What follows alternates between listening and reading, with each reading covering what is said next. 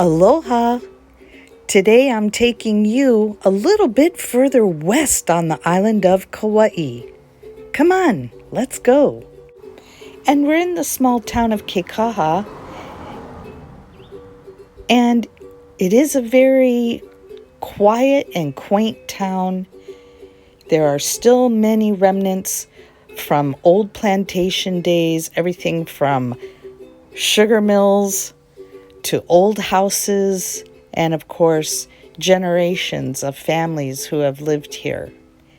Now, a lot of the population here on the west side consists of people from the island of Ni'ihau, which is privately owned by the Robinson family, and they are able to come back and forth from Kaua'i to Ni'ihau, and they do that on the barge.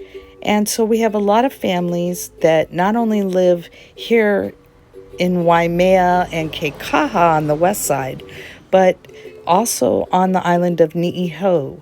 There's still about 300 native Hawaiian people that live on the island, as well as the descendants of Elizabeth Sinclair, a missionary who purchased the island in 1864 from King Kamehameha V for $10,000. You can see that the house styles here are predominantly plantation-style houses. Now, in the early days of the sugar plantation, we had contract labor. We're coming up here to one of our Hawaiian language immersion schools. This is one of two on this side of the island, and they learn Hawaiian and English, but Hawaiian as their first language. Ka'olelo makuahine, the mother tongue. And we're just looking around at the town. Now, this is also an area where you have a lot of fishermen because of the salt ponds being located on this side in Hanapepe. Fish was preserved and then traded to people who lived in other areas of the island in which other types of food grew. So you had a lot of commerce that took place between the leeward side of the island and the windward side, and then the uplands versus the ocean side. So we're driving down through the small town of Kekaha, and we're going to go right back out to KAUMUALI'I Highway, which is the main vein, the main highway that'll take us all the way west to where the road ends at Polihale Beach. And those are miles and miles of sand, and there are many sand dunes on this side.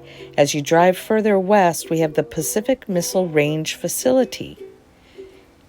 That's a Navy base, a naval base, should I say, and it is used to intercept any missiles that are aimed towards California. So that's the purpose of the base over here. Now, unfortunately, the base is located on sand dunes, and sand dunes were used for burial grounds, the sand in general.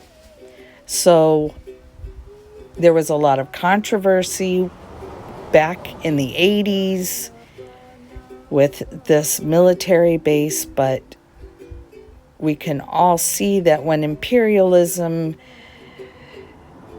happened here in the Pacific, it was deliberately to take over land for military bases, resources, and spreading your culture around. So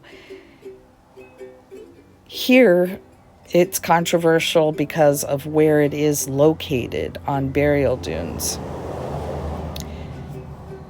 And as you travel further to the west side, you'll be in an area called Mana. And there are perennial streams out here. They're very long. And what they used to do is they used to take their taro or their kalo plants, and they would tie them onto a raft and float them up and down the river for them to grow. And another reason why when Captain Cook arrived here, and he did arrive here first in Waimea, Kaua'I, in 1778, he did have, he mentioned, as well as the journalists on his expedition with him, commented on what a high state of agriculture and aquaculture they had here. I want to tell you a not so known story about Ni'ihau over there during the attack of Pearl Harbor. Ni'ihau was still a very primitive island without electricity. So during the attack on Pearl Harbor, the people on the island were not aware of the attack. A Japanese pilot crash landed on the island, and there were 3 people on the island of Japanese ancestry, and he was treated hospitably because the residents of Ni'ihau were not aware of the attack on Pearl Harbor because it's still a primitive island. They don't have electricity and telephones and things to that extent. There were, however, 3 people that spoke Japanese on the island of Ni'ihau at that time, and one of them did attempt to help the pilot make sure that none of the information got into the enemy's hands, but that was an unsuccessful attempt. The pilot then took residents Ben Kanahele and his wife hostage, and at one point Ben Kanahele was shot 5 times, and he picked up the pilot and smashed his head into a rock wall, and the pilot died.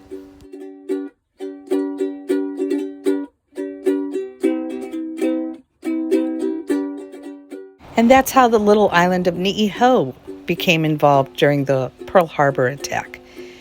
Now we're at the Kekaha small boat harbor. This is where the tours that go to Napali Coast in the summer take off from. And during the winter time, when the seas are rougher on the Napali Coast, we have whale watching tours. You'll probably recognize one of the trees that we have growing abundantly on this side, and that's the mesquite tree, Kiave wood. And so when we cook out on this side, a lot of people use the natural charcoal that's here. And we'll be approaching the Waimea Plantation Cottages. It is a place where people can stay. The cottages are unique and individual.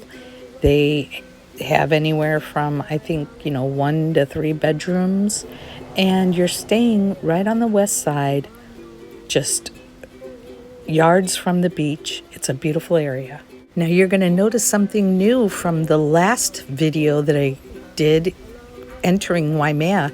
This is a brand new traffic light.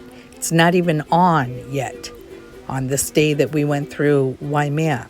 And that's because this is a school area, and traffic turning left during school hours gets really busy. But our island is known for not having any traffic lights. When I came out here as a young teenager in '87, the only traffic lights other than a couple in the city of Lihue, if you will, or town of Lihue, where the airport is, there might have been 1 or 2 out there, but the only traffic lights I remember being here were in the cane field. One of them at the end of the road going west out to Polihale, because they were Sugar Hall Cane Road, the Sugar Cane Hall Road light in Koloa, and that was it. So now we have a new traffic light as far out as Waimea. And coming back down from Waimea Canyon, we have the Waimea Sugar Mill at the intersection where the new traffic lights are. And we're going to turn left back onto KAUMUALI'I Highway. And coming up is my favorite place to eat, the Shrimp Station. They fix shrimp in a variety of ways. My favorite is the beer battered, and it's served with a fresh papaya tartar sauce, best on the island. Now, of course, Kaua'I's Red Dirt is famous for making red dirt t-shirts, and you can purchase them at many places around the island. And stop at JoJo's for some Hawaiian shave ice. L&L Barbecue. And coming up is the Hawaiian Church. And of course, Ishihara Market for all of your sushi and poke needs. And we're headed back over the Waimea Bridge, looking out towards the Waimea River mouth. And coming up is Pa'ulaula and the King KAUMUALI'I statue. And we're back in Makaweli. This is the old Makaweli post office. And as you can see, it's in its classic plantation style. I hope you've enjoyed taking a step back in time here on the west side of Kaua'ai in the old sugar plantation fields. Makes you feel like you're back in old plantation days. This is the Travelin' Bee. Join me for more adventures in the future. Aloha. If you're enjoying the videos from the Hawaiian Islands, don't forget to hit the bell and subscribe to the channel. Hit the like button, ask questions or comments below, and share the aloha and these videos with friends and family.